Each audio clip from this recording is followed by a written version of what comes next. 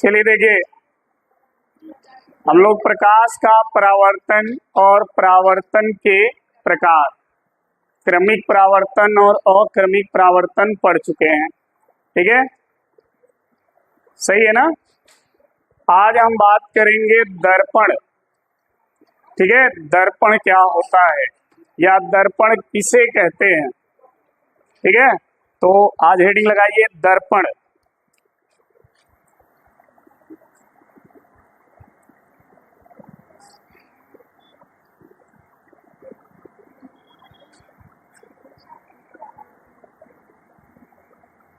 दर्पण, ध्यान दीजिएगा, दर्पण को बहुत लोग शीशा भी कहते हैं थोड़ा शीशा देना। घर में लोग मांगते हैं थोड़ा शीशा लाना, कुछ लोग आईना भी कहते हैं, थोड़ा आईना दो। तो देखिए, दर्पण का पर्यायवाची होता है आईना। ठीक है, लेकिन शीशा नहीं होता, क्योंकि शीशा जो है उसमें कभी चेहरा नहीं दिखता है। शीशा से दर्पण बनता है। ठीक है, शीशा जो होता है वो ट्रांसपेरेंट होता है, पारदर्शी होता है। शीशा अगर सामने रखा जाए और उस साइड आप हो, इस साइड हम हो, तो हम दोनों एक दूसरे को देखेंगे। लेकिन अगर दर्पण रख दिया जाए तो जिसके तरफ परावर्तक सतह होगा उसी का फिगर उसमें दिखेगा, जो पॉलिश वाले सतह की तरफ होगा उसमें वो नहीं दिखेगा। यानी प्रतिबिंब जो बनता है वो किस में बनता है? दर्पण में। पहली चीज, प्रतिबिंब किस में बनता है? दर्पण में बनता है, शीशा में नहीं बनता है। तो हम अगर दर्पण को शीशा कहते हैं तो फिर वो गलत हुआ, क्योंकि हम उसमें अपना चेहरा या अपना प्रतिबिंब देख नहीं सकते। तो ये क्लियर रहिएगा दोनों चीजों में। इसीलिए शीशा का इंग्लिश ग्लास होता है, दर्पण को मिरर बोला जाता है। ठीक है, तो घर पे पेरेंट्स लोग अक्सर मांगते हैं थोड़ा शीशा लाना, बाल झाड़ना है। भाई शीशा ला दे दो तो उनका बलवा नहीं दिखेगा, दिखेगा। उनको क्या बोलना चाहिए? तो आईना दो या तो दर्पण दो, लेकिन वो लोग बोल देते हैं। तो देखिए, दर्पण होता क्या है, कहते किसे हैं? हम सब लोग दर्पण को समझ रहे हैं, लेकिन एक्चुअल दर्पण का डिफिनीशन क्या होता है वो हम लोग को नहीं पता हो पाती है। ध्यान से सुनिएगा, दर्पण एक ऐसी युक्ति होती है, युक्ति एक तरह से वो भी क्या, एक यंत्र है जो आपका इमेज बनाता है, या किसी भी वस्तु को उसके सामने जब आप रखोगे तो उस वस्तु का इमेज वो बनाता है। इसलिए हमने कहा कि दर्पण एक ऐसी युक्ति है जो कांच की बनाई जाती है, और बनाने के लिए उसके एक तरफ परावर्तक पदार्थ का पॉलिश कर दिया जाता है। अब वो परावर्तक पदार्थ होता कौन है? टीन या मरकरी। टीन या मरकरी का हम पॉलिश कर देते हैं पीछे। ठीक है, तो वो कांच दर्पण बन जाता है। ठीक, तो अगर आपसे कोई प्रश्न करे कि दर्पण क्या है, तो आप ये कहें कि सर दर्पण एक ऐसी युक्ति है जो कांच की बनाई जाती है और उसके एक सतह पर पारदर्शक परावर्तक पदार्थ टीन या मरकरी का पॉलिश कर देते हैं, तो दूसरा सतह परावर्तक हो जाता है जिसमें वस्तु का प्रतिबिंब बनता है। ठीक है, समझ में आ गई बात? तो नोट करें, साथ में लिखते रहें। लिखें, यह एक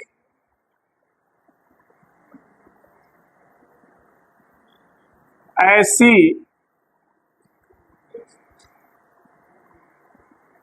युक्ति है जिसमें वस्तु का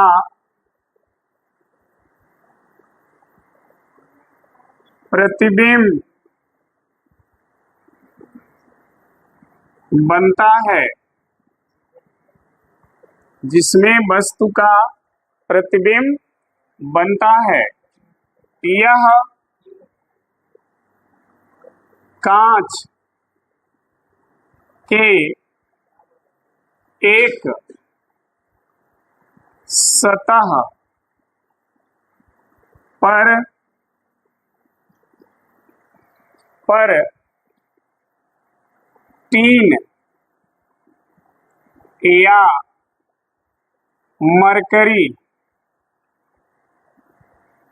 टीन या मरकरी का पॉलिश कर देने पर इसका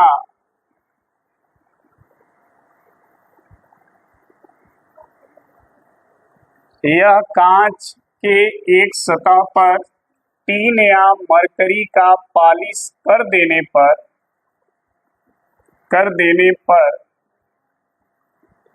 बनता है। ठीक है, यह जो है कांच के एक सतह पर टीन या मरकरी का क्या करेंगे, पॉलिश कर देंगे और पॉलिश कर देने पर दर्पण बन जाता है। ठीक है, इसका दूसरा जो सतह होता है, इसका दूसरा सतह क्या होता है, परावर्तक। इसका दूसरा सतह परावर्तक बन जाता है। जब एक सतह पर पॉलिश कर देंगे तो दूसरा सतह क्या बन जाएगा, परावर्तक बन जाएगा। और जो सतह परावर्तक होता है वही प्रकाश का परावर्तन करता है और वही वस्तु का प्रतिबिंब भी बनाता है। ठीक है, जो सतह परावर्तक होता है वही प्रकाश का परावर्तन करता है और जब प्रकाश का परावर्तन करेगा तो वस्तु का प्रतिबिंब बनेगा। ठीक है, जिस सतह पर पॉलिश होता है वह सतह प्रकाश का परावर्तन नहीं करता है। ठीक है, उसे हम परावर्तक सतह नहीं कहेंगे।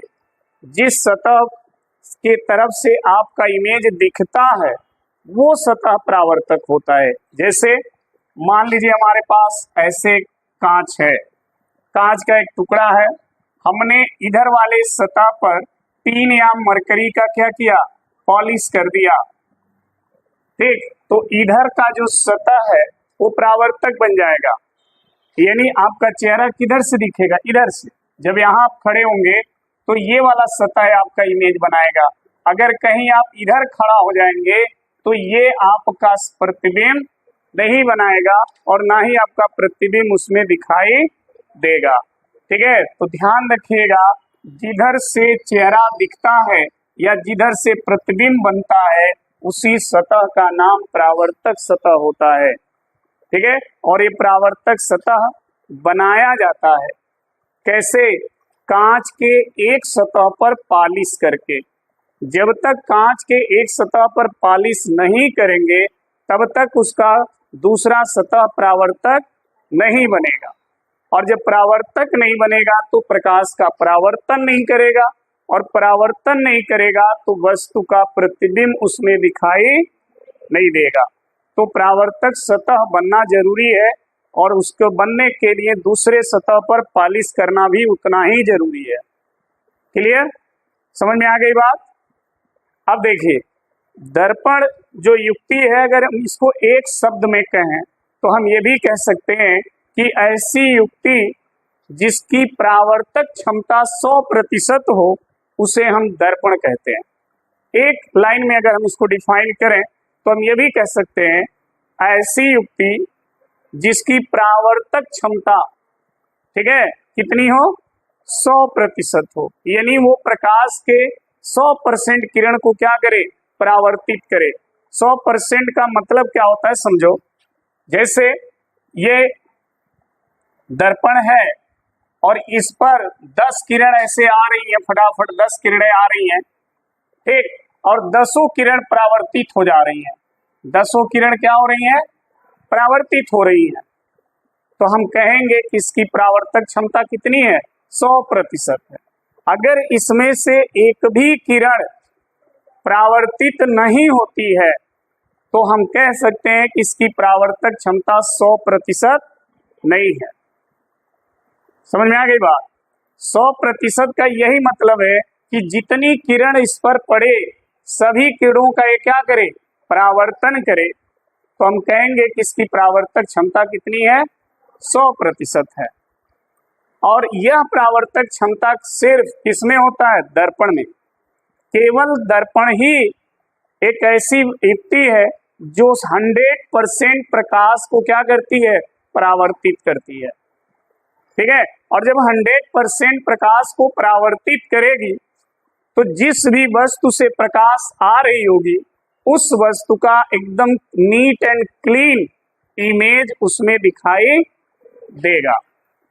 जिस वस्तु से किरणें आ रही हैं, अगर उस वस्तु से आने वाली सभी किरणों को दर्पण परावर्तित कर रही है तो उस वस्तु का एकदम नीट और क्लीन प्रतिबिंब दर्पण में बनेगा और वस्तु एकदम क्लियर आपको दिखाई देगी। समझ में आ गई बात?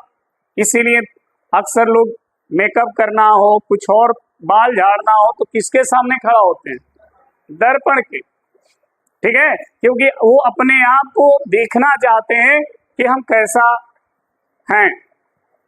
लेकिन अगर इस तरह अगर हम इमेज की केवल बात कर लें, केवल इमेज की बात कर लें, तो हल्का फुल्का इमेज तो टाइल्स में भी दिखता है, मार्बल में भी दिखता है, कोई चिकना दीवार पेंट हुआ है तो उसमें भी बनता है, बनता ही नहीं बनता।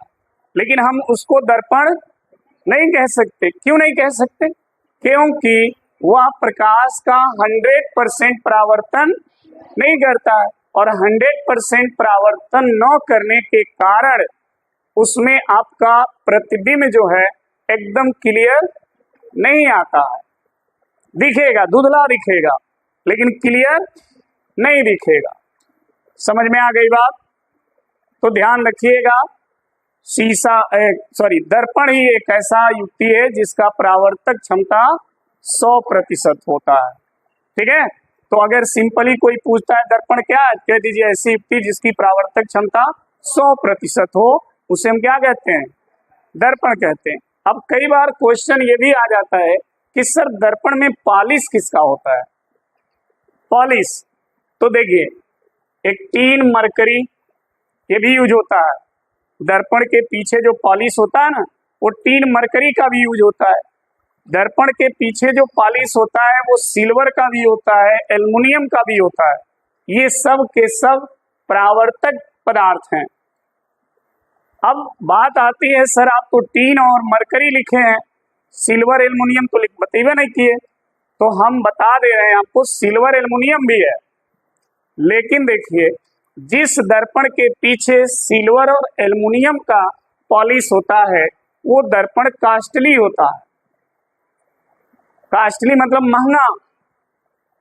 क्यों? क्योंकि बताइए, आजकल 5 रुपया में भी दर्पण मिल रहा है, नहीं मिल रहा है?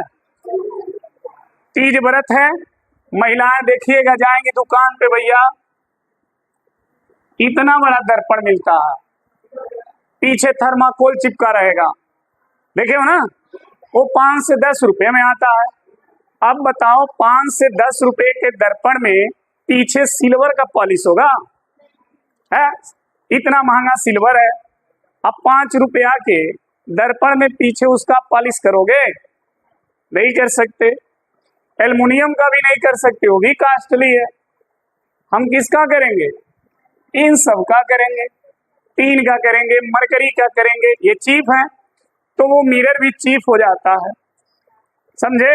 थोड़ा सा पानी गिरा, मरकरी बह गया, दर्पण शीशा में बदल गया। तुम हमको देखो, हम तुमको देखें, वो वाला हो जाएगा, एकदम पारदर्शी हो जाएगा। लेकिन जो एल्युमिनियम और सिल्वर का कोटेड होता है पीछे, वो जल्द हटता नहीं है, वो लंबे समय तक चलता है, तो वो कास्टली होता है।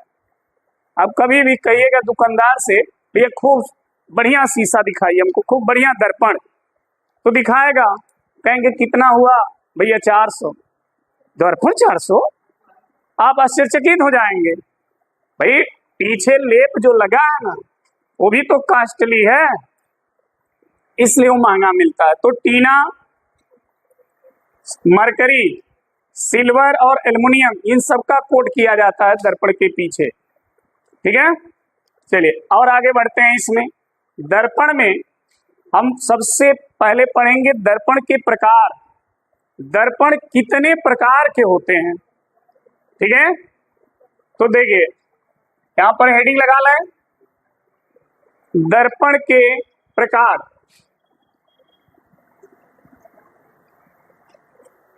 लिखिए, देखो जी, बात ना करो, दर्पण के प्रकार। ठीक है, बताओगे दर्पण कितने प्रकार का होता है? हाँ, अरे क्या गजब पढ़े हो तुम लोग।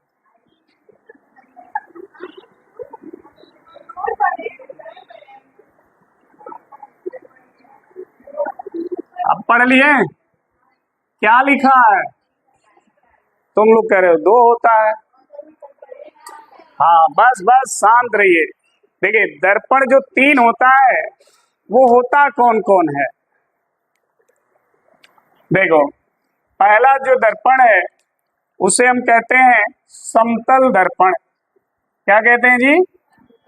समतल दर्पण।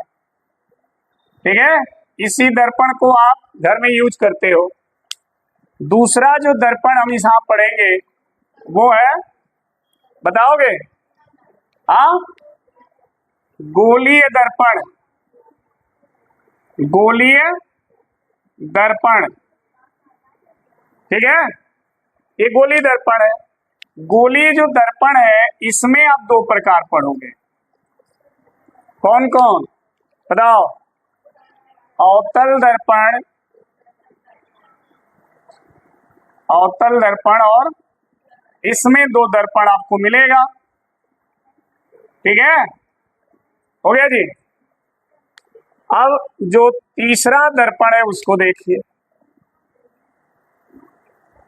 तीसरा दर्पण समझना, 2 तो हम लोग हाई स्कूल में पढ़ लिए हैं। तीसरा दर्पण देखना, ये होता है प्रवलयकार। प्रवलयकार दर्पण, पहली बार नाम सुन रहे हो? हैं? सही ना? ये तीसरा भी दर्पण है। बस यहाँ पर इसको हम थोड़ा सा आपको इंट्रोडक्शन इससे करा दें। ये कहाँ पर आपको मिलेगा, कहाँ आपने देखा होगा, या देखा भी होगा तो आपको पता नहीं है कि हमने कौन दर्पण देख लिया है। आप जब देखेंगे कई जगहों पे ऐसे रोड आते हैं, कोई रोड इधर से आता है, कोई रोड इधर से आता है, कोई रोड इधर से आता है। एक जगह पर यहाँ देखिएगा बड़ा सा दर्पण लगा होगा ऐसे ऐसे। ठीक है, नहीं देखे हैं? अगर नहीं देखे हैं तो हम आपको बता दें कहाँ देख लेंगे। फर्टिलाइजर जाइएगा, जो मेन गेट है खाद वाले का, वहां पर देखिए लगा होगा बड़ा सा, देखिएगा। ये दर्पण का काम क्या है? लगा है वहां, ये वाला परवलयकार दर्पण। अब नहीं गए फर्टिलाइजर तो अलग मैटर है, लेकिन जो गए होंगे वो देख भी रहे होंगे। अक्सर लोग जानते हैं कि वो उत्तल दर्पण या अवतल दर्पण है, लेकिन ना तो वो उत्तल है ना तो वो अवतल है, वो परवलयकार दर्पण है। ठीक है, ये दर्पण की खासियत क्या है समझो। यहाँ पर आप किसी भी रूट से आएंगे, कहीं से भी आएंगे, सबका प्रतिबिंब इसमें बनेगा। कहीं से वहां पे आप जाइए, किधर से भी, वहां उसमें आपका इमेज दिखने लगेगा। ठीक है, आप नोटिस कर लीजिएगा जा करके। ये जो दर्पण होता है वो ऐसा बना होता है, ऐसे ऐसे बना होता है ये दर्पण। अंदर पॉलिश होता है, अंदर की तरफ ऐसे पॉलिश होता है, और बाहर वाला सतह परावर्तक होता है।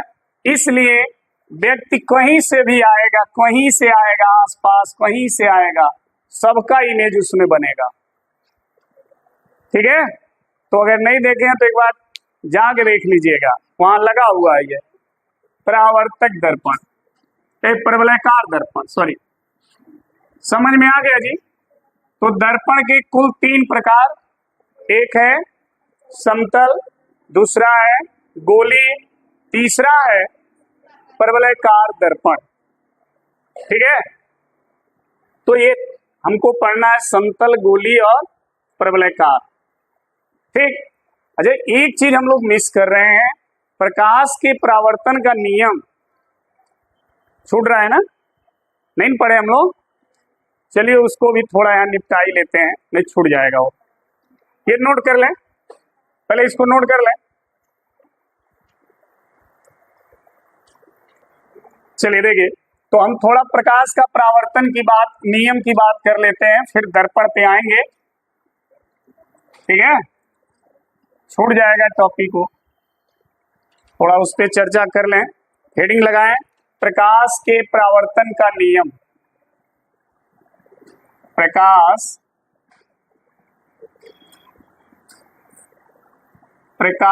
के परावर्तन का नियम। ठीक है, ध्यान देना वो इधर, प्रकाश के परावर्तन का नियम। नियम क्या है, हमने कल भी आपको डायग्राम के द्वारा प्रकाश का परावर्तन समझाया था। वो डायग्राम आप लोग बनाए भी होंगे, दोबारा मत बनाइएगा। ठीक है, यहाँ पर हम आपको बताने के लिए बना रहे हैं।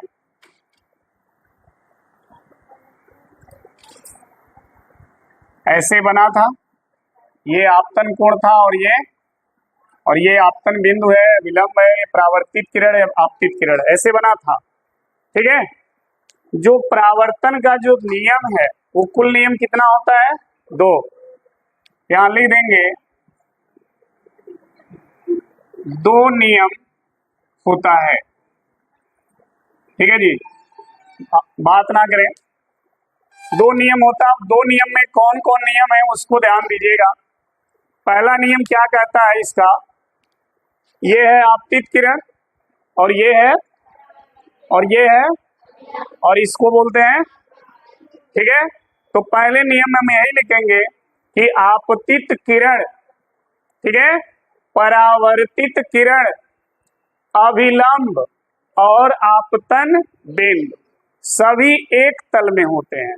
और तल कैसा होगा, ऐसे, ये वाला जो तल है, ठीक है, ऐसे वाला तल नहीं, ऐसे तल में ये होते हैं। लाइट आई, टकराई, चली गई। ठीक है, तो इस तरह जो तल है उस तल की बात हो रही है, कहीं ये वाला बिस्तर वाला तल मत समझना। ठीक है, ये वाला तल। तो नोट करें, पहला नियम, आपतित किरण, आपतित किरण कामा परावर्तित किरण कामा अभिलंब तथा आपतन बिंदु। ठीक है, सभी एक तल में होते हैं, सभी एक तल में होते हैं, ये पहला नियम है। ठीक है, आपतित, परावर्तित, अभिलंब और आपतन बिंदु। ठीक है, ये चारों एक ही तल में होते हैं। दूसरा जो इसका नियम है वो ध्यान रखिएगा। दूसरा नियम ये कहता है कि जो आपतन कोण है I और जो परावर्तन कोण है R, ये हमेशा बराबर रहेंगे।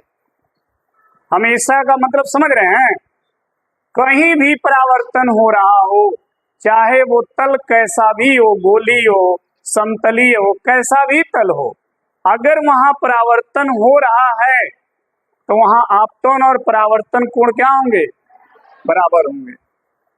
ठीक है, तो दूसरा नियम नोट करें, आपतन कोण और परावर्तन कोण, आपतन कोण और परावर्तन कोण सदैव क्या रहते हैं, बराबर रहते हैं या बराबर होते हैं। ठीक है, यानी कोण आई बराबर कोण आर। ये बहुत यूजफुल है। ये दूसरा नियम जो है, आपतन और परावर्तन कोण हमेशा क्या रहेंगे, बराबर रहेंगे, चाहे वो परावर्तन कहीं भी हो रहा हो, किसी भी प्रकार के तल पे हो रहा हो, वहां ये दोनों हमेशा बराबर होंगे, तभी तो परावर्तन क्रिया मानी जाएगी। ठीक है, तो ये परावर्तन के नियम को अच्छे से तैयार रखिएगा। बेटा लिख लिए, नोट करो जल्दी।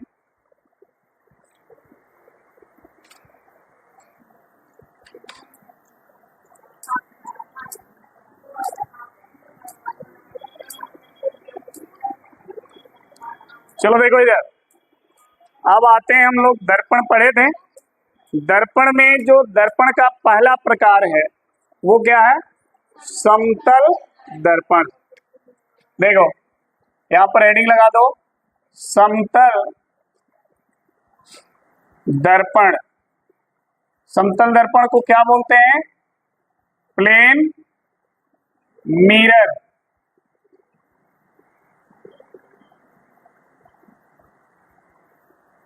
Plane mirror. अब देखना ध्यान से, बात आता है कि समतल दर्पण होता क्या है, या समतल दर्पण कहते किसे हैं। तो ऐसा दर्पण जिसका परावर्तक जो तल है वो कैसा हो, प्लेन हो, समतल हो। परावर्तक तल का मतलब जिधर से आप चेहरा देखते हो अपना दर्पण में, अगर वो सतह कैसा हो, समतल हो, ठीक है, तो उस दर्पण को हम क्या कहेंगे, समतल दर्पण। आप अपने घर में जो दर्पण यूज करते हो उसका परावर्तक सतह कैसा होता है, समतल ही तो होता है, तो उसे हम कहते हैं समतल दर्पण। हम लोग केवल दर्पण दर्पण बोलते हैं, लेकिन उसका पूरा नाम है समतल दर्पण। केवल अगर दर्पण बोलोगे तो उसमें समतल भी आ जाएगा, गोली भी आ जाएगा और परवलयाकार भी आ जाएगा।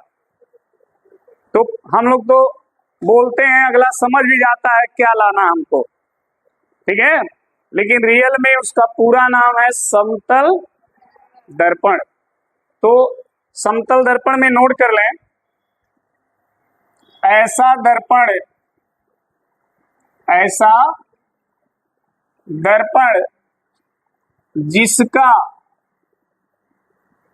जिसका परावर्तक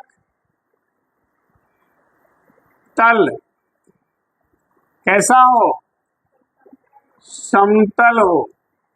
परावर्तक तल समतल हो, उसे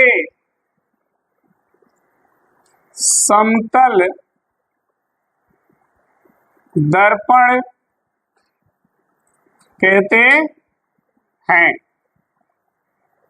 उसे समतल दर्पण कहते हैं।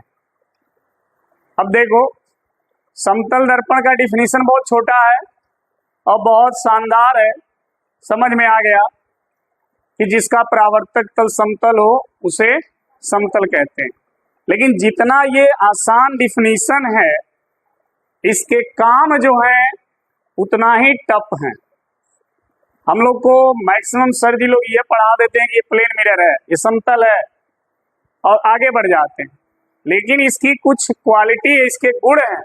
जब आप गुण को पढ़ोगे तब आपको समझ में आएगा कि समतल दर्पण रियल में होता क्या है।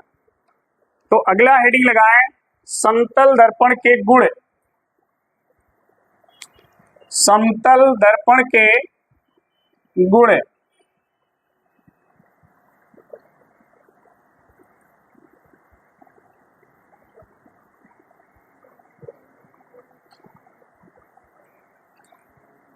ठीक है, क्या क्या इसके गुण हैं उसको समझना है।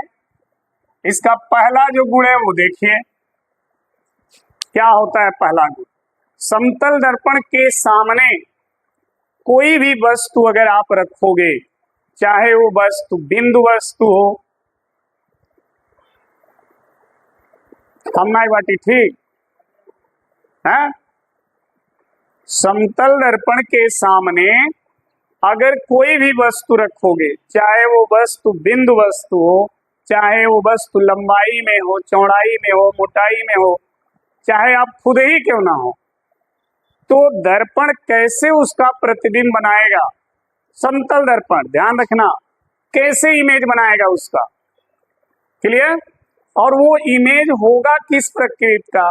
क्या वो इमेज आभासी होगा? क्या वो इमेज वास्तविक होगा? ये सब हाई स्कूल में पढ़े ना, प्रतिबिंब, आभासी प्रतिबिंब, वास्तविक प्रतिबिंब, ये सब पढ़े हो ना। तो किस प्रकार का प्रतिबिंब समतल दर्पण बनाता है? क्या उसको हम स्क्रीन पर, पर्दे पर प्राप्त कर सकते हैं, नहीं कर सकते? ये सारी चीजें हम पढ़ेंगे इसमें, ठीक है। तो देखिए, समझिएगा कैसे दर्पण इमेज बनाता है। अगर ये समतल दर्पण है, समझ लीजिए,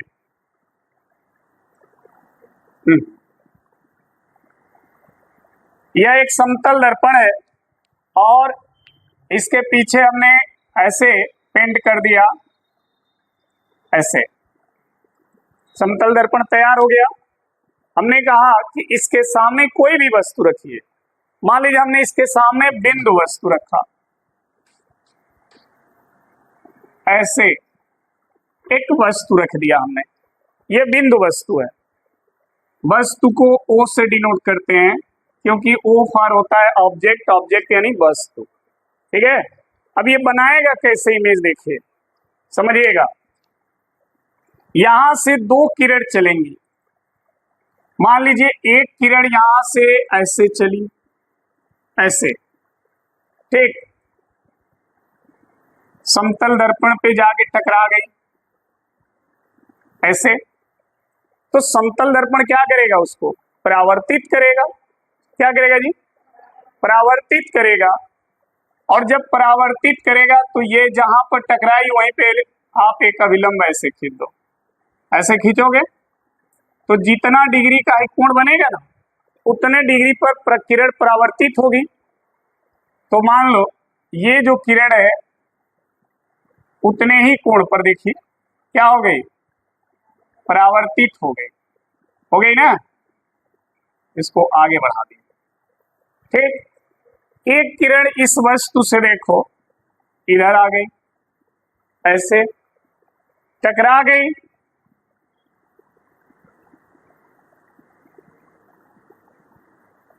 ऐसे। जहां पर ये टकरा रही है वहां पर भी ये क्या करोगे? अभिलंब खींचोगे, क्योंकि जानते हो जहां परावर्तन होता है उसमें एक अभिलंब भी होता है ना। और अभिलंब किसके लंबवत होता है? जो जिस तल से परावर्तन होता है उसके अभिलंब। अब जितने डिग्री का कोण पर ये आपतित हो रही है ये, उतने ही डिग्री के कोण पर ये परावर्तित हो जाएगी, ऐसे। हो गया जी। अब देखना ध्यान से, इस किरण को सीधा पीछे की तरफ ले जाओ। हो सकता हमारा तिरछा भी जा रहा हो, आप स्केल से एकदम सीधा पीछे बढ़ाना, ठीक है। दूसरा जो किरण है इसको भी एकदम सीधा पीछे बढ़ाओ, ऐसे। जहां पर ये दोनों एक दूसरे को काट रही है ना, यही वस्तु का क्या बनेगा? इमेज। यही इमेज बनेगा उसका, यही प्रतिबिंब बनेगा उसका। समझ में आ गई बात? और यह प्रतिबिंब जो है देखिए डॉटेड लाइन से बन रही है ना। और जब प्रतिबिंब डॉटेड लाइन के कटने से बनता है तो उस प्रतिबिंब को हम कहते हैं आभासी प्रतिबिंब। क्या कहते हैं? आभासी प्रतिबिंब। जब रियल लाइन एक दूसरे को काटती है या रियल प्रकाश की किरणें एक दूसरे को काटती हैं तो वहां पर जो प्रतिबिंब बनता है वो रियल इमेज होता है, वास्तविक। लेकिन जहां पर डॉटेड लाइन काटती है अगर वहां इमेज बनता है तो उस इमेज को हम कहते हैं आभासी इमेज। तो ये जो इमेज यहां पर बन रहा है आपको दिख रहा है, ये इमेज होता है आभासी प्रतिबिंब। आभासी प्रतिबिंब कहिए, हिंदी में पढ़ रहे हैं, ठीक है। ये आभासी प्रतिबिंब बनाता है। तो एक प्रॉपर्टी आपको समझ में आ गई होगी कि समतल दर्पण हमेशा कैसा प्रतिबिंब बनाएगा? आभासी, ये कभी वास्तविक प्रतिबिंब नहीं बनाएगा, हमेशा आभासी बनाएगा। अगर कोई कहता है कि समतल दर्पण वास्तविक प्रतिबिंब बना रहा है तो वो झूठ बोल रहा है, वो गलत कह रहा है। समतल दर्पण हमेशा आभासी प्रतिबिंब बनाएगा, और जब आभासी प्रतिबिंब बनेगा तो आभासी प्रतिबिंब को आप पर्दे पर प्राप्त नहीं कर सकते। वास्तविक प्रतिबिंब को पर्दे पर बनाया जाता है, आभासी प्रतिबिंब को पर्दे पर नहीं बनाया जा सकता। ठीक है, तो पहला प्रॉपर्टी यही है इसका,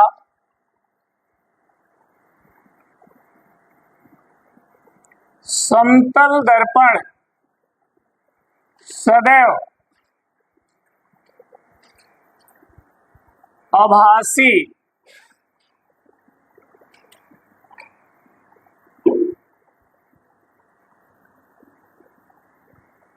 प्रतिबिंब बनाता है, जिसे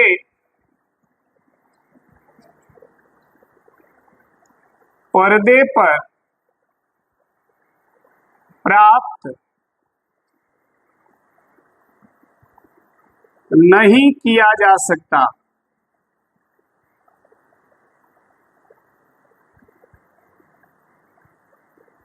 समझ में आ गई होगी बात, क्लियर है ना जी? समतल दर्पण कैसा प्रतिबिंब बनाएगा और उसे आप पर्दे पर बना। चलिए अब आते हैं इसके दूसरे पॉइंट पर। दूसरा इसका प्रकार क्या है समझना। दूसरा प्रकार देखो इधर, दूसरा जो प्रकार है, वस्तु और प्रतिबिंब को अगर मिलाओगे सीधे न ऐसे ऐसे सीधे मिलाओगे तो दोनों को मिलाने वाली जो रेखा होगी वो इस दर्पण के सीधे क्या होगी, लंबवत होगी। कैसी होगी, लंबवत होगी। यानी वस्तु और प्रतिबिंब से जाने वाली जो रेखा होती है वो परावर्तक तल के क्या होती है, लंबवत होती है। ठीक है, वो हमेशा लंबवत पे रहेगी। क्लियर? तो यहां दूसरा लिख लें, वस्तु और प्रतिबिंब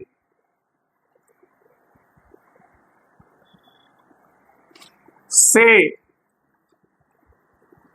होकर जाने वाली रेखा सदैव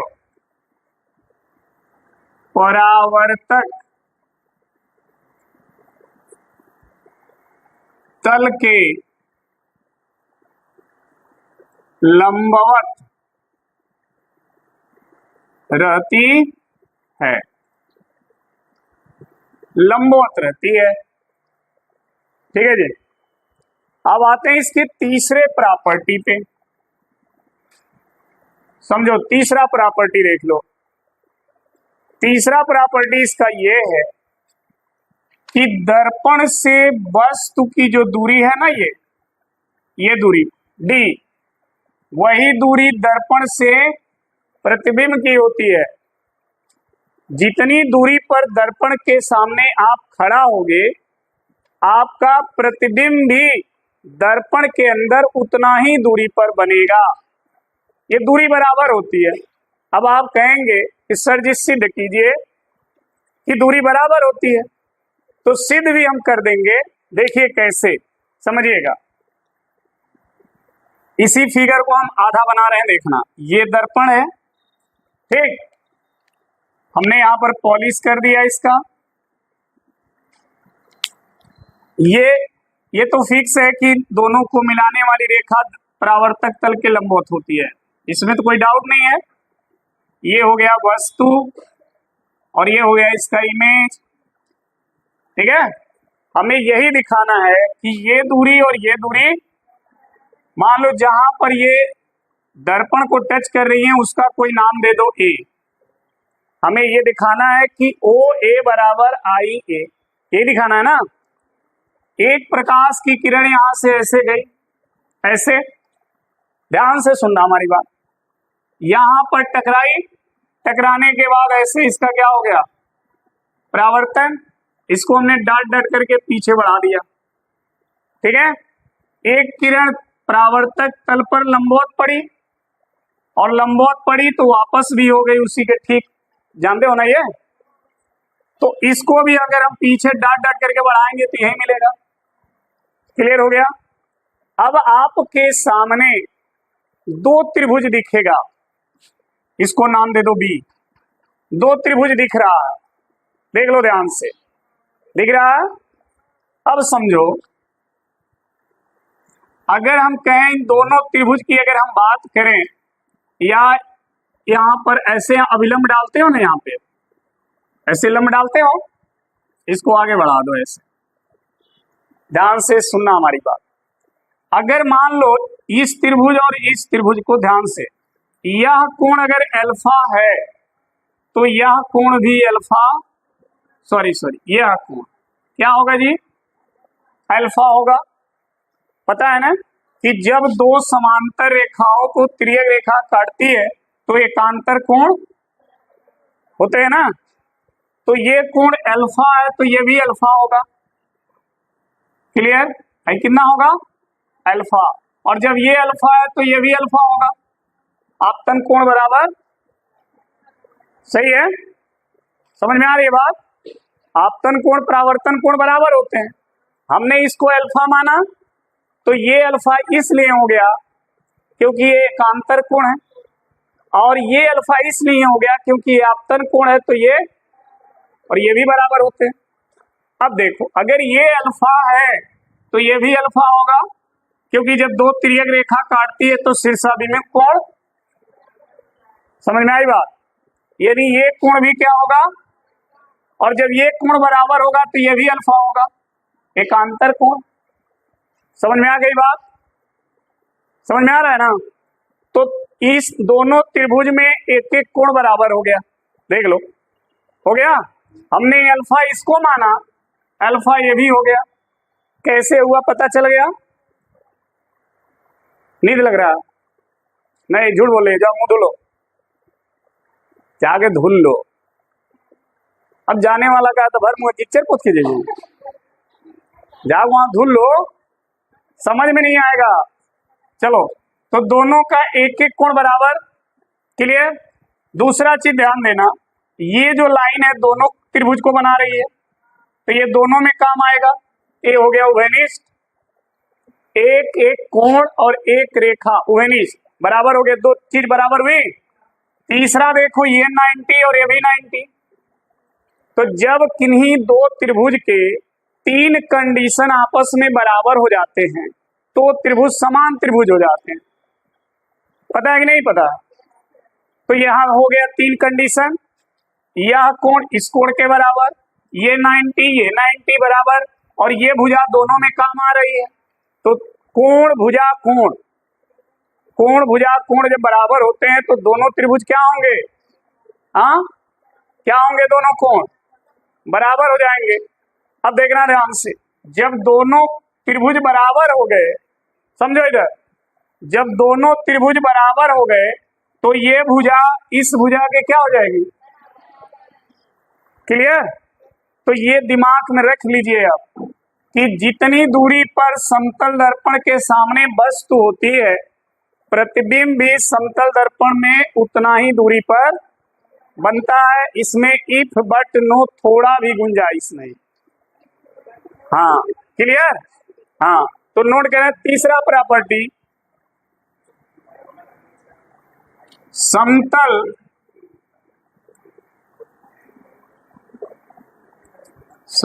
दर्पण से वस्तु की दूरी बराबर समतल दर्पण से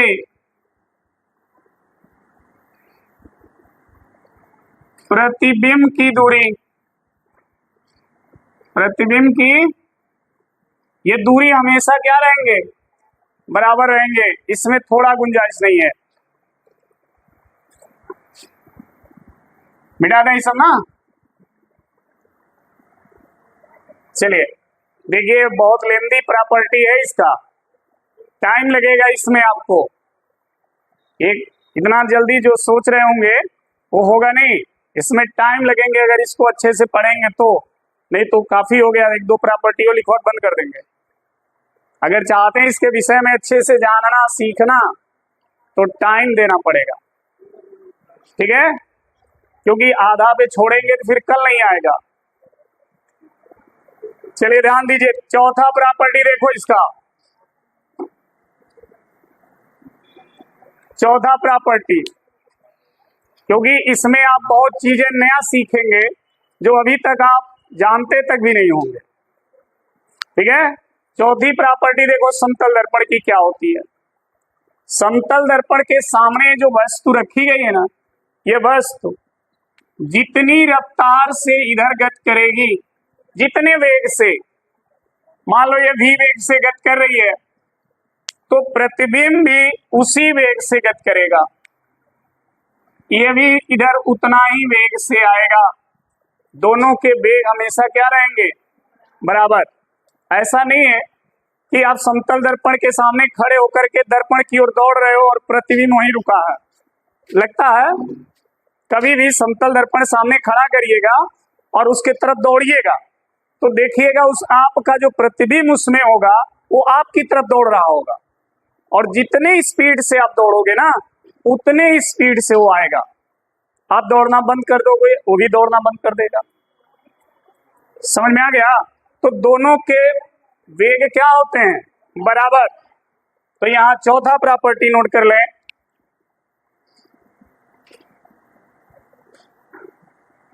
समतल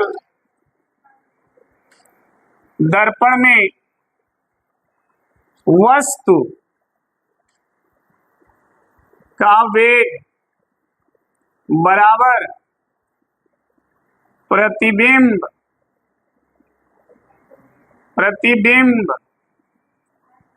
का वेग, ठीक है जी।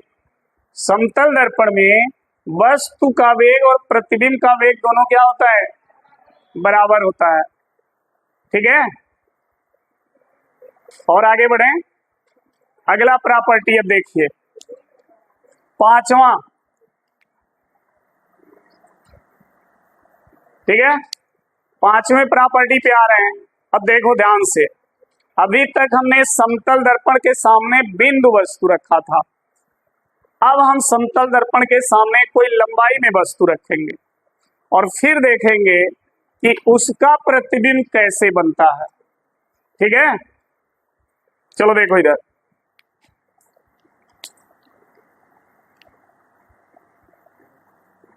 यह समतल दर्पण,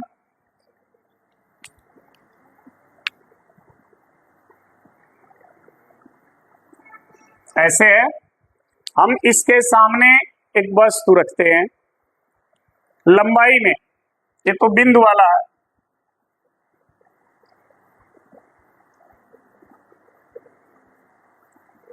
तिरछा हो रहेगा जी, ऐसे समझो जी, ऐसे हमने एक वस्तु रख दिया ओ ओ डैश।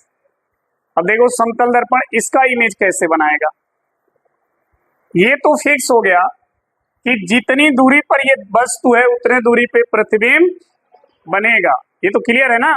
क्योंकि यहां पर देखो ये प्रॉपर्टी में लिखा गया है दूरी क्या होती है, बराबर।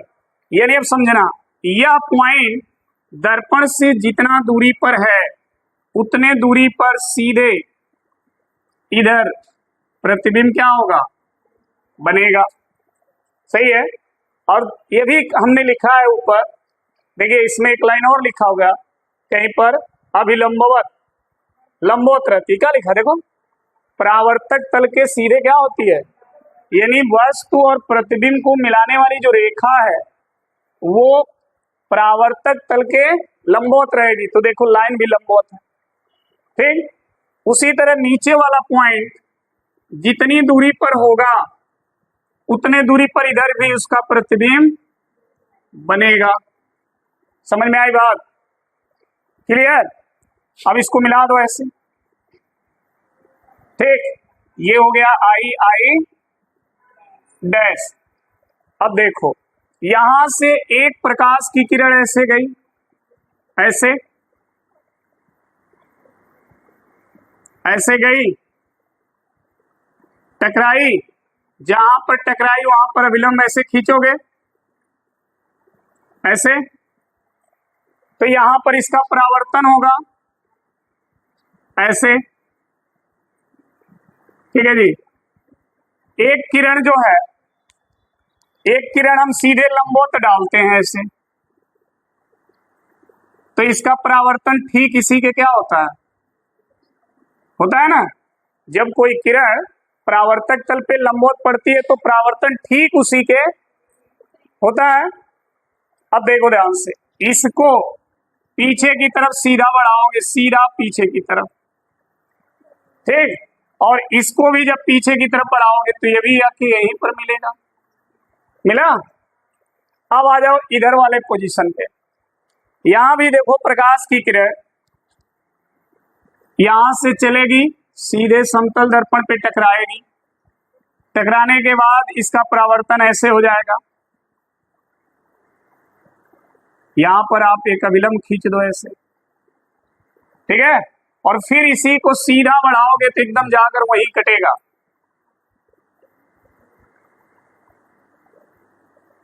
ठीक है। और एक किरण हमने यहां पर देखो अभिलंबवत डाल दिया ऐसे, परावर्तन ठीक इसी के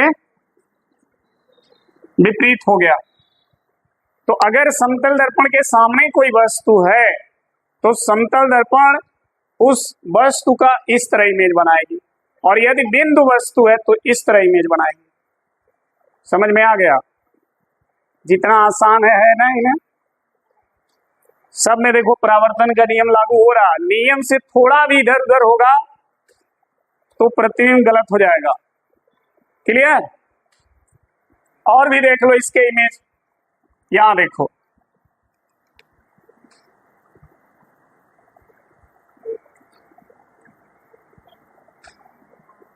ये हो गया दर्पण, ठीक।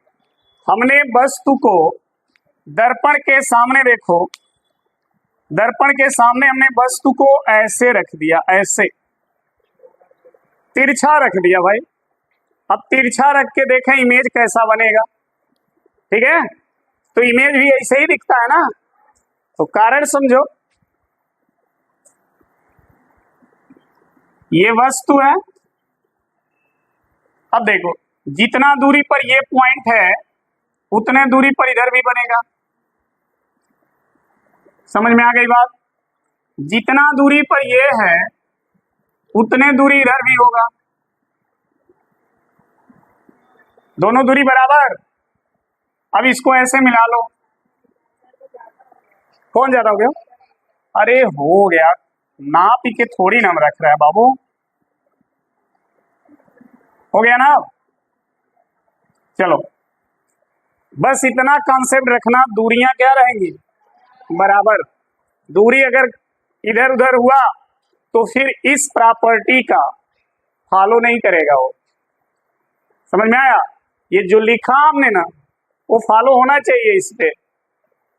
अब देखो यहां से एक किरण देखो सीधे चली ऐसे, तो ठीक क्या होगा? इसी के विपरीत हो जाएगी।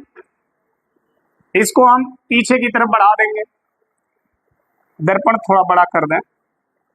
यहां से एक किरण यहां पर गई, टकरा गई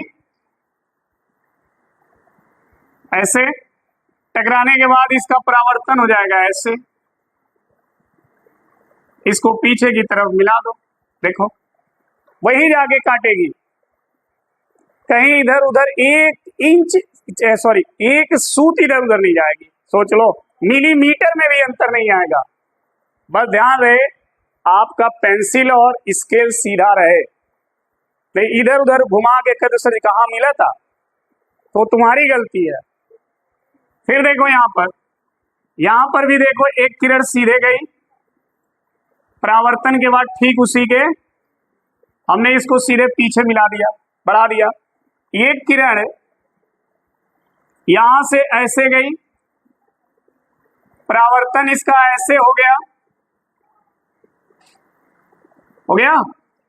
इसको डट डट करके जब पीछे बढ़ाओगे ना तो एकदम सीधा जाके मिलेगी, एकदम सीधा वही मिलेगी। इमेज बन गया। यही क्रिया होती है, ठीक। चाहे बिंदु वस्तु हो, चाहे किसी भी प्रकार की वस्तु रखी हो, समतल दर्पण ठीक एकदम उसी तरह की वस्तु बनाएगा। एक चीज इसमें ध्यान दो, जितनी बड़ी वस्तु है प्रतिबिंब भी उतना ही बड़ा है। देख लो, थोड़ा सा अंतर नहीं है, जितनी बड़ी ये उतने बड़ा ये। देखो, इसका मतलब समतल दर्पण हमेशा वस्तु के बराबर प्रतिबिंब बनाता है, छोटा बड़ा नहीं बनाता है। उत्तल अवतल दर्पण जब पढ़ोगे तो उसमें लिखोगे छोटा बना बड़ा बना, ठीक है। इसमें ऐसा नहीं है, दो चीजें फिक्स, तीन चार चीजें इसमें फिक्स हैं। पहला, जितनी बड़ी वस्तु होगी प्रतिबिंब उतना ही बड़ा होगा। दूसरा, जितनी दूरी पर वस्तु होगी प्रतिबिंब उतने ही दूरी पर बनेगा।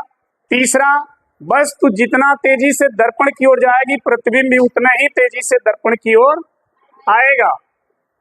समझ में आई बात? और वस्तु का जो प्रतिबिंब बनेगा वो आभासी भी बनेगा, वो भी नहीं बदलेगा, ठीक है। अब देखो, यहां तक हम लोग समझ लिए इन सबको। अब हम क्या करेंगे, दर्पण के सामने वस्तु को नचाएंगे और फिर देखेंगे प्रतिबिंब कितना घूम रहा है। भाई होता है ना, ऐसे ऐसे हम लोग देखते हैं, उसको भी चेक करेंगे। तो पहले इसको नोट कर लो, फिर आगे हम बढ़ते हैं। देखो यहां पर पांचवा प्रॉपर्टी देखो, समतल दर्पण, समतल दर्पण सदैव वस्तु के बराबर प्रतिबिंब बनाता है। जितनी बड़ी वस्तु होगी उतने बड़ा प्रतिबिंब होगा।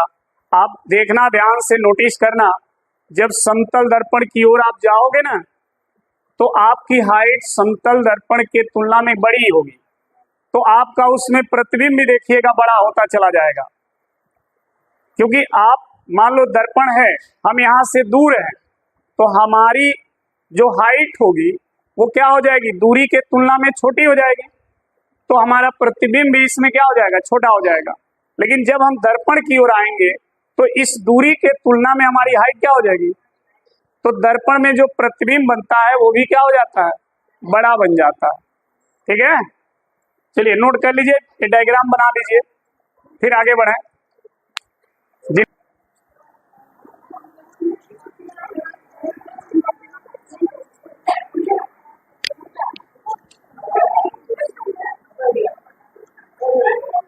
बात ना करो,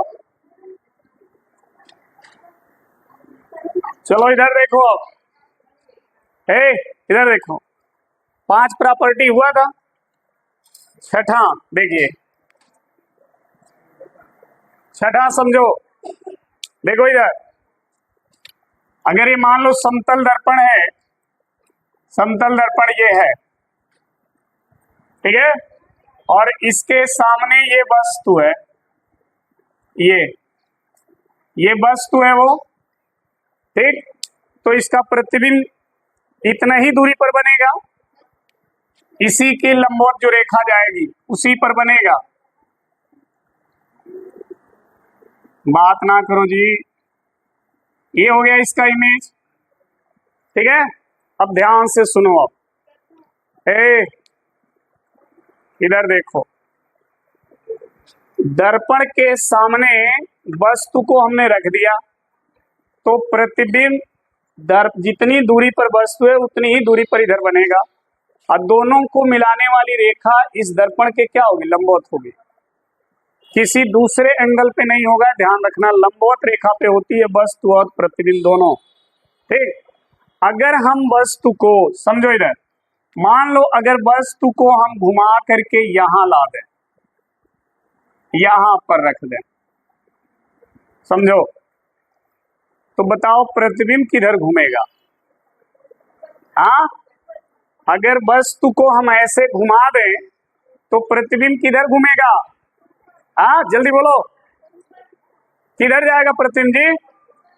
वहीं रहेगा? किधर जाएगा? बोलो, फिगर दिख रहे हो ना? अगर हम इसको यहां से यहां कर दें तो प्रतिबिंब किधर जाएगा? इधर या इधर? बकलोल नीचे आएगा। देखो कैसे, ये भी ऐसे ही यहां आ जाएगा। क्यों यहां आ जाएगा जानते हो? समझो पहले। अब वस्तु यहां था तो इतनी दूरी पर था, तो प्रतिबिंब इतनी दूरी पर। अब वस्तु यहां आ गया तो दूरी जितना ही रहेगी उतना दूरी ये भी रहेगा ना। बोलो, ऊपर चल जाएगा तो गलत हो जाएगा।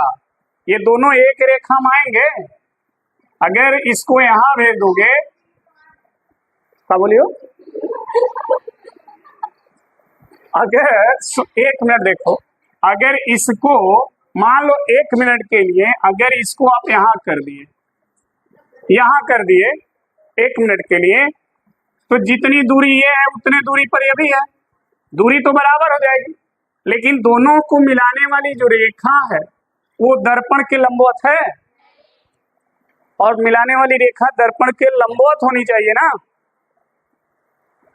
तो दूसरा तीसरा जो प्रॉपर्टी लिखे हो वो गलत हो जाएगा। अब क्लियर हुआ? तो अगर वस्तु को थीटा डिग्री, ध्यान दो, अगर वस्तु को थीटा डिग्री आप रोटेट करोगे तो प्रतिबिंब भी कितना डिग्री रोटेट होगी? Theta degree. समझ में आ गया? अगर समतल दर्पण के सामने वस्तु को जितना डिग्री घुमाओगे उसका प्रतिबिंब भी उतना ही डिग्री क्या होगा? घूमेगा। ठीक है? तो अगला जो प्रॉपर्टी है वो यही है, समतल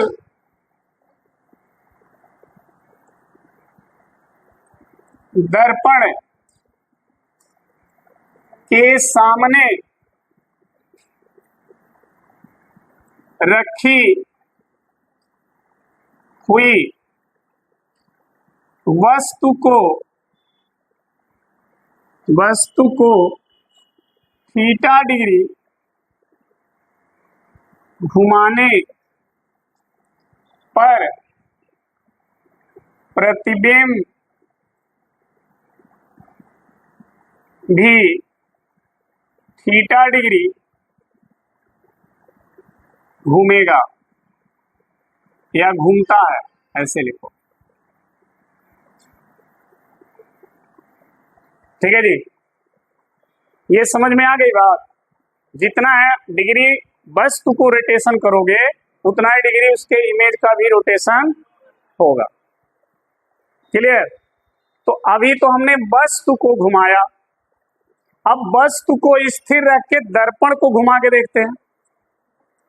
अब वस्तु स्थिर रहेगा और फिर दर्पण को जब घुमाएंगे तो फिर देखते हैं कि प्रतिबिंब कितना डिग्री घूम रहा है। समझ में आई? तो चलिए अगला 7वां प्रॉपर्टी,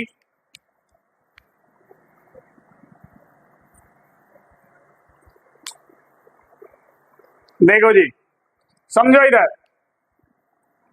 ये देखो, ये एक दर्पण है, ठीक है,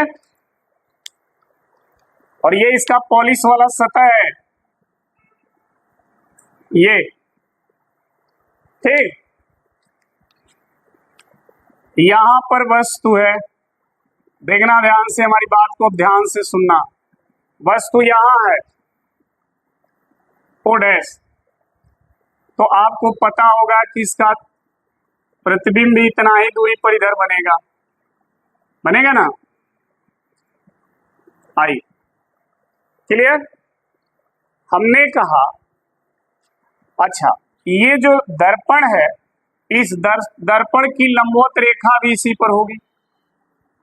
जो वस्तु और प्रतिबिंब को मिलाने वाली रेखा है उसी रेखा पर इस दर्पण की लंबवत रेखा भी होगी, होगी ना?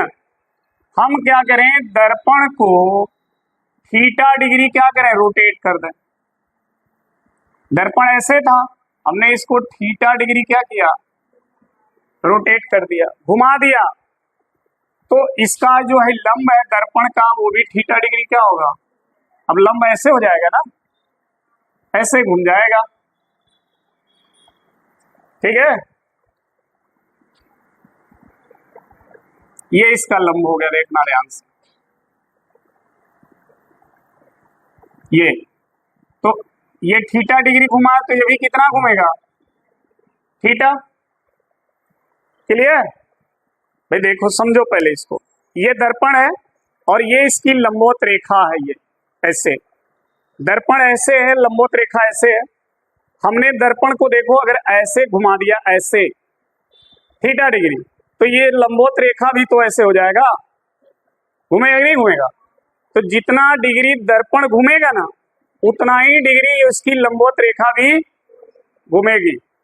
क्लियर, तो थीटा डिग्री हमने दर्पण को घुमा करके, देखना दर्पण का पहले पोजीशन ये वाला था, अब दर्पण का पोजीशन ये हो गया घूम करके, ठीक है। तो पहले वाले पोजीशन में वस्तु का इमेज ये था, अब दर्पण को हमने थीटा डिग्री घुमाया, तो अब इस वस्तु का इमेज कहाँ बनेगा, कितनी दूरी पर बनेगा या कितना डिग्री घूमेगा दर्पण को घुमाने से। तो ध्यान देना, अब देखो एक प्रकाश की किरण ऐसे गई, यहां पर टकरा गई, ठीक है, और टकराने के बाद जितना डिग्री ये है ना उतने डिग्री पर क्या हो जाएगा, परावर्तन हो जाएगा उसका, होगा कि नहीं होगा, क्योंकि ये अविलंब है ना, ये इतना डिग्री पर किरण ऊपर चली जाएगी, ठीक है। अब क्या करोगे, इसी को पीछे ऐसे बढ़ा दो, ऐसे, तो यही रेखा जो आएगी वो यहां पर इमेज क्या करेगी, बनाएगी। तो अब देखना थीटा ये है और थीटा ये भी होगा, क्योंकि आपतन कोण बराबर, तो अगर थीटा डिग्री ये है तो ये भी कितना होगा, थीटा डिग्री। बताओ ये कितना होगा, कितना होगा, 2 थीटा। देखो ये और ये है, जितना कोण ये होता उतने कोण ये है, अगर ये कोण थीटा और ये थीटा तो थीटा थीटा, तो ये किसके बराबर होगा, तो इमेज कितना घूमेगा, इमेज का रोटेशन बता दो, समझ में आ गई बात। अगर दर्पण को थीटा डिग्री घुमाओगे तो उसका प्रतिबिंब 2 थीटा घूमेगा, मतलब अगर दर्पण 45 डिग्री घूमेगा तो उसका प्रतिबिंब 90 डिग्री घूमेगा। अगर दर्पण 90 डिग्री घुमाओगे तो प्रतिबिंब 180 डिग्री घूमेगा।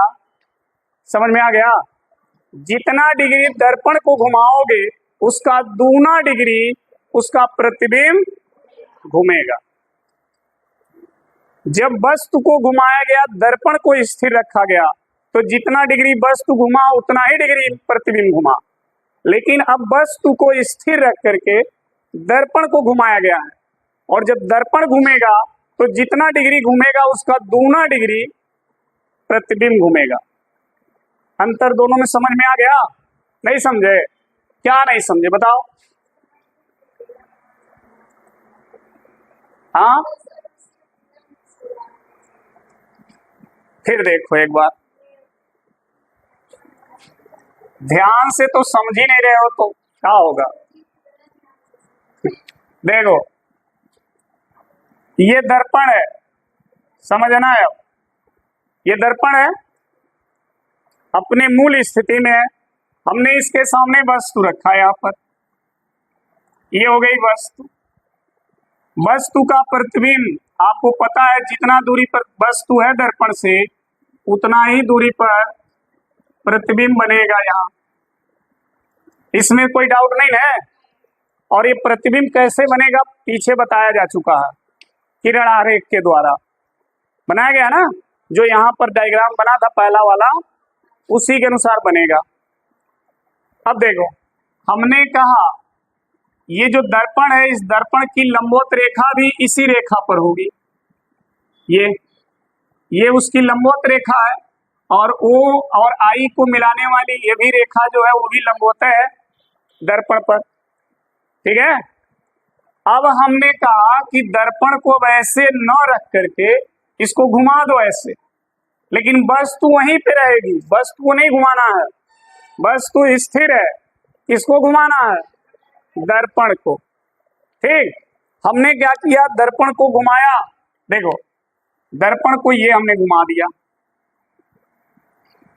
ये रेड वाला जो है दर्पण की नई स्थिति है जो घूम करके आ रहा है, तो ये इसकी नई स्थिति है दर्पण की। हमने दर्पण को देखो कितना घुमाया जी, मान लो थीटा डिग्री घुमाया, तो जब दर्पण ऐसे था तो उसकी लंबवत रेखा ये थी। अब दर्पण ऐसे हो गया ना, तो लंबवत रेखा अभी भी इस पर लंबवत रहेगी, लेकिन वो रेखा कैसी हो जाएगी? ऐसे हो जाएगी ना, क्योंकि दर्पण ऐसे है तो लंबवत अब इस रेखा पर लंबवत खींचेंगे तो लंबवत रेखा ये हो जाएगी। क्लियर? ये कितना डिग्री घूमेगी? ये भी थीटा घूमेगी। समझ में आ गई बात? अच्छा, मान लो वस्तु जब यहां है और वस्तु से ऐसे एक प्रकाश की किरण जा रही है, ऐसे जा रही है, यहां टकराएगी और ये अभिलंब हो गया, तो टकराने के बाद इतना ही कोण पे क्या होगी? इधर चली जाएगी ना। तो ये कोण कितना बनेगा? थीटा ही तो बनेगा। आपतन कोण बराबर मालूम है ना, तो ये थीटा, वो भी थीटा। अब इस किरण को पीछे की ओर बढ़ाओ सीधे, ऐसे। जब पीछे की ओर बढ़ाती हो तभी तो इमेज बनता है साहब, तो इमेज इसी पर बनेगा, इमेज इसी वाले किरण पे बनेगा, चाहे यहां बने, यहां बने, यहां बने, कहीं बनेगा, लेकिन उसी पर बनेगा ना। बोलो, तो कितना डिग्री हो गया अब ये कोण? देखो, ये जितना एंगल होगा उतना ये भी होगा। ये पूरा एंगल कितना हो गया जी? तो ये भी कितना होगा? ठीक है, वस्तु जो है अपने ही जगह पर है, वस्तु नहीं घुमा है, केवल दर्पण के घुमाने से उसका प्रतिबिंब 2 थीटा घूम गया। नवरत्न, समझ में आया? तो अगर वस्तु को स्थिर रख करके समतल दर्पण को घुमाएंगे तो प्रतिबिंब कितना घूमेगा? 2 थीटा। ठीक है, तो अगली जो प्रॉपर्टी है वो यही है कि यदि वस्तु को स्थिर रखकर समतल दर्पण को थीटा कोण घुमाया जाए तो प्रतिबिंब 2 थीटा कोण घूमेगा या घूमता है। हो गया जी? समझ में आ गया? नोट कर लीजिए। देखिए, दोनों में पहला है वस्तु को घुमाया जाएगा जितना, उतने प्रतिबिंब घूमेगा। पहले वाले में दर्पण स्थिर है, वस्तु घूम रहा है। दूसरे वाले में वस्तु स्थिर है, दर्पण घूम रहा है। और जब दर्पण घूमेगा तो प्रतिबिंब 2 गुना घूमेगा, लेकिन जब वस्तु घूमेगा तो प्रतिबिंब उतना ही घूमेगा। ठीक है, हो गया? बना रहे होगा इसको, जल्दी करो, बनाओ, आगे बढ़े, खत्म हो गई है।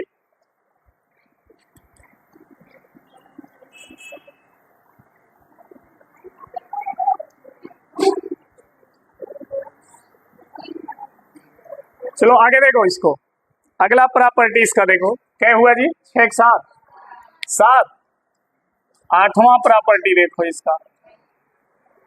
देखो, समझो इसको, अगर समतल दर्पण में किसी भी वस्तु का पूरा प्रतिबिंब देखना हो तो समतल दर्पण की ऊंचाई कितनी होनी चाहिए? मान लीजिए समतल दर्पण के सामने आप खड़े हो, ठीक, और आप चाहते हो कि हम अपना पूरा फिगर समतल दर्पण में देखें, तो समतल दर्पण की ऊंचाई कम से कम कितनी होनी चाहिए ताकि आपका पूरा फिगर बन जाए? हाँ, वस्तु के ऊंचाई का आधा, ध्यान से सुनो, जितनी ऊंचाई वस्तु की होती है उसके आधा अगर ऊंचाई का दर्पण है तो वस्तु का प्रतिबिंब पूरा दर्पण में दिखाई देगा। नो डाउट, अभी हम प्रूफ भी करेंगे, उसको देखिएगा। यही रीजन है कि लड़कियों के विदाई में सिंगरदान में जो दर्पण लगता है ना, वो 2.5 फीट का लगता है, क्योंकि माना जाता है कि ये औसतन 5 फीट की होती हैं, ठीक है, इसलिए 2.5 फीट का मिरर लगा के दिया जाता है ताकि उनका पूरा फिगर उसमें दिखे। कोई लड़की किसी कारण से बड़ी हो गई, ठीक है, बड़ी हो गई, तो उसके लिए सिंगरदान में पूरा फिगर नहीं दिखेगा, तो बेचारी स्टूल लेकर मेकअप करती है बैठ के, ठीक है। तो ध्यान रखिएगा, समतल दर्पण में पूरा फिगर देखने के लिए दर्पण की ऊंचाई वस्तु के ऊंचाई का आधा, कम से कम आधा हो, अधिक हो तो चलेगा, आधे से कम ना हो, नहीं तो हाथ कहीं कटेगा, कहीं सर कटेगा, कहीं पैर कटेगा, इमेज नहीं बन पाएगा पूरा। कटने का मतलब वो चीज नहीं दिखेगा। देखो यहां पर बच्चा, इधर देखो, ये देखो, ये समतल दर्पण है, इधर देखो, ये समतल दर्पण है, इसके सामने कोनो झोली खड़ी है मेकअप करने के लिए, देखो सामने है, ठीक। अब देखना, इधर देखो जी, जितनी दूरी पर इसका हेड है सिर, उतनी ही दूरी पर इधर इमेज भी बनेगा, बनेगा ना। जितना दूरी पर इसका पैर है उतने दूरी पर इधर भी पैर बनेगा। देखो झोली का बन गया फिगर, बन गया, हाँ, एक मिनट, लाइन थोड़ा सा तिरछा हो गया है इसलिए झोली बढ़ गई है। चलो देखो, हो गया ना जी। अब देखो, यहां से मान लो झोली के आंख एकदम सिर पर है, यहाँ पर आंख है, एकदम मेन टॉप पे बता रहे हैं, ठीक है, हाँ, वहां से देख रही है, सपोज कर लो, मतलब मैक्सिमम कितना चाहिए दर्पण की ऊंचाई, मिनिमम वो निकालना हमको, तो एकदम टोटल टॉप, बॉटम से लेके टॉप तक की हम बात कर रहे हैं। अब देखो, यहां से इसको ऐसे मिला दो, ऐसे, ठीक है, ऐसे मिला दो, तो दर्पण की ऊंचाई कम से कम इतनी होनी चाहिए, तो इसका पूरा फिगर देखो इसका बन जाएगा। समझ में आई बात? ये दर्पण है, ये वाला हिस्सा जो देख रहे हो ना भाई, यही दर्पण है, कम से कम दर्पण इतना होना चाहिए ताकि इसका पूरा फिगर देखो बन जा रहा है, ठीक। अब हमको ये देखना है, क्या यह दर्पण इसके ऊंचाई का आधा है? तो देखो, वस्तु जितना बड़ी प्रतिबिंब भी उतना बड़ा, क्लियर। ये दर्पण की ऊंचाई है, मान लो दर्पण की ऊंचाई कितनी है, h है, ठीक। ये दो त्रिभुज आपको दिख रहे होंगे, इसको मान लो A B C D E, दो त्रिभुज दिख रहे हैं, दोनों त्रिभुज समरूप हैं। समरूप का मतलब समझ रहे हो, समान नहीं, समरूप मतलब एक जैसा, एक जैसा, छोटा बड़ा है लेकिन एक जैसा है, ठीक है।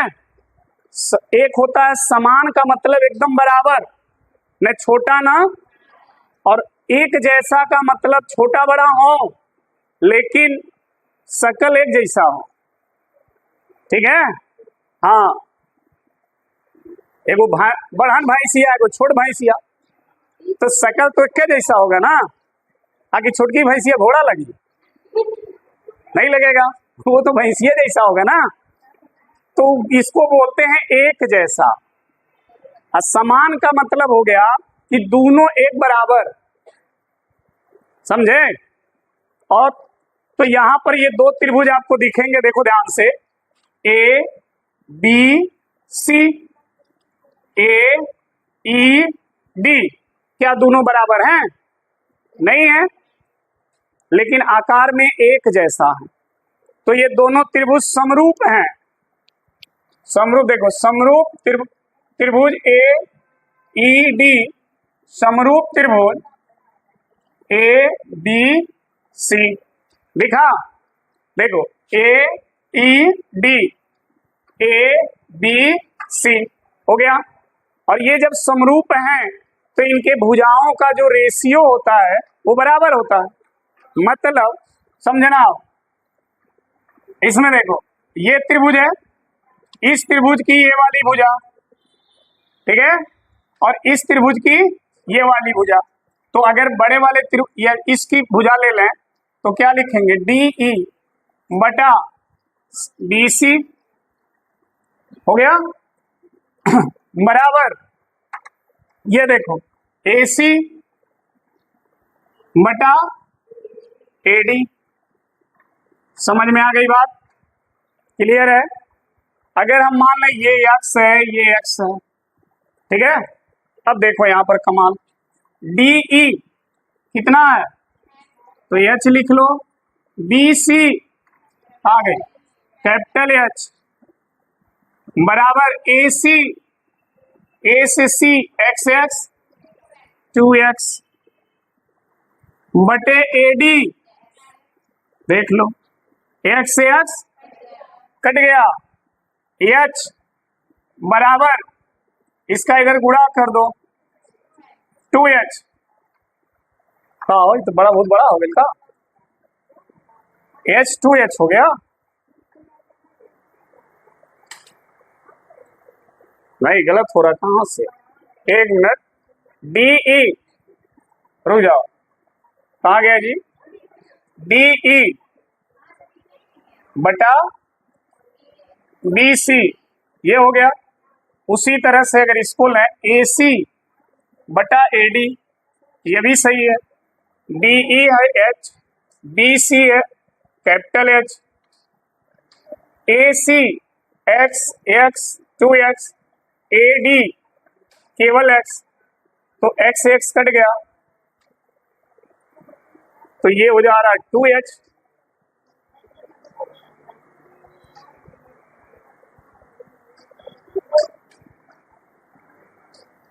गलत हो रहा है कहीं लग रहा है, एक मिनट एक मिनट एक मिनट रुक जाओ। बी सी बटा अगर डी करे और ए डी बटा ए सी करे, इसी को पलट दें तो बी सी का मान कितना है जी, h, और डी का मान स्मॉल h, ए डी का मान x और इसका मान 2x, तब भी तो वही आएगा। ये h है x x 2x है, किसको इस इधर भेजेंगे ना,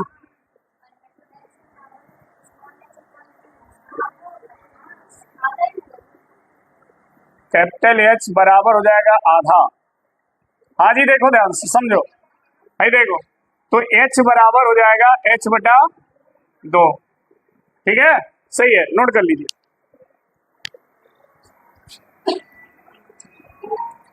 ठीक है, तो ये क्लियर हो गया कि दर्पण की ऊंचाई वस्तु की ऊंचाई की कितनी होनी चाहिए, आधी। तो यहां पर लिख लें 8वां प्रॉपर्टी, समतल दर्पण, समतल दर्पण द्वारा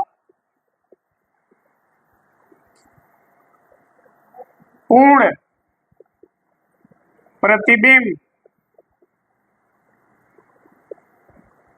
देखने के लिए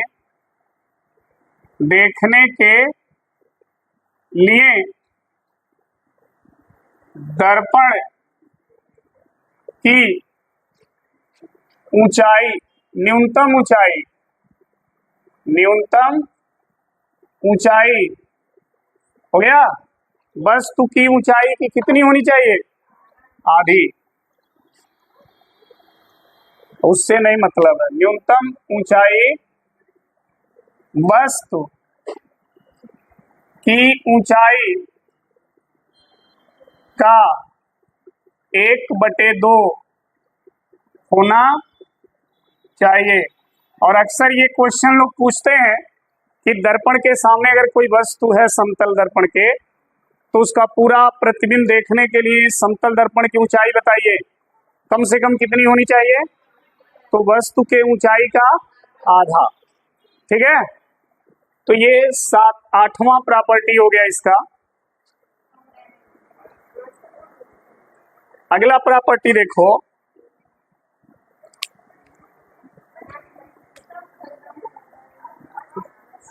देखो देखो इधर समझो। हाँ बता रहे हैं, आ रहे हैं। ये देखो, इधर देखो जी, इधर ये समतल दर्पण है। मान लो हमने इसके सामने एक घड़ी रख दिया, देख लो ये घड़ी है, ठीक। तो जाहिर सी बात है जितनी दूरी पर ये घड़ी होगा ना, उतनी ही दूरी पर इसमें इमेज भी बनेगा। ये दूरी बराबर सही है।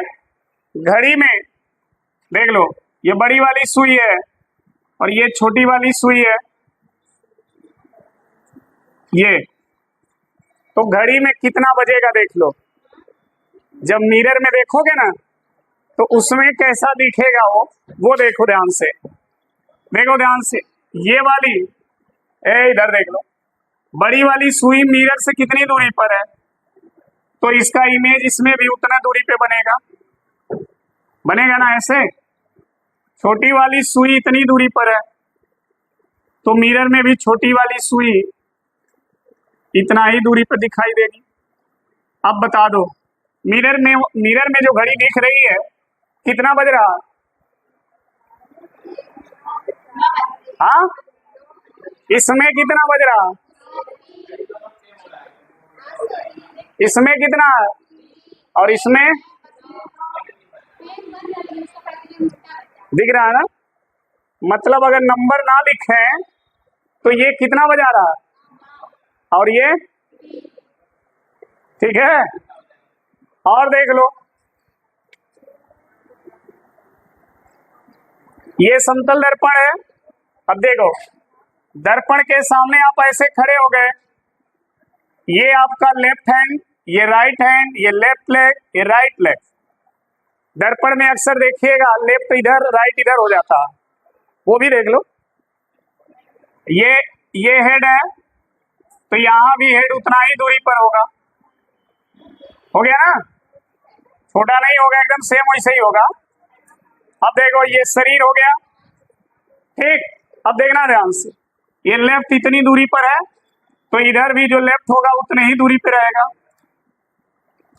ये हो गया लेफ्ट। राइट इतनी दूरी पर है, तो इधर भी राइट उतने ही दूरी पे रहेगा। लेफ्ट लेग इतनी दूरी पर है, तो इसका भी लेफ्ट लेग इतने दूरी पे रहेगा। राइट इतनी दूरी पर है, तो ये भी देखो राइट, देख लो। इसीलिए दर्पण में लेफ्ट इधर का उधर हो जाता है, ठीक है। समझ में आ गया सब? अब नहीं कुछ है, बंद करें। ओके, धन्यवाद।